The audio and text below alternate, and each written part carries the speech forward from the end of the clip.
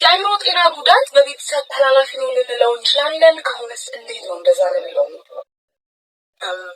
እንግዲህ በአእምሮ ጤና እክሎች በተለይ በቤተሰብ ውስጥ ሲከሰቱ በታካሚው ላይ የመከሰት እድላቸውን ይጨምረዋል። ይሄ ማለት እንግዲህ ይወርሳል እንደማለት ሳይሆን ሁሉም ሰው ተጋላጭነት አለው። ነገር ግን በቤተሰብ ውስጥ እናት፣ አባት ወይም ደግሞ የቅርብ ዘመድ የአእምሮ ተጠቂ ሲሆን የመጋለጥ እድላችንን በቤተሰብ ታሪክ ከሌለው ሰው ጋር ሲነጻጸር የጨመረ ይሆናል ማለት ነው።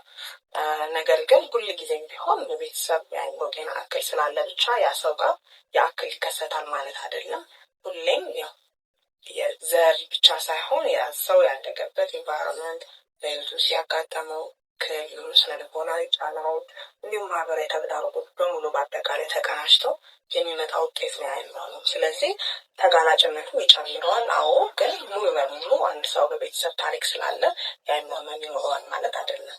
እሺ፣ እናመሰግናለን ዶክተር። ተመልካቾቻችን የትኛውንም አይነት ከአእምሮ ጋር እንዲሁም ከስነልቦና ጋር ተያያዥነት ያላቸው ጥያቄዎች ካሉባችሁ በውስጥ መስመር ወይም ደግሞ በፔጃችን ኮሜንት ሴክሽን ላይ አስፍሩልን። ጥያቄዎቻችሁን መልሳለን። መልካም ጊዜ።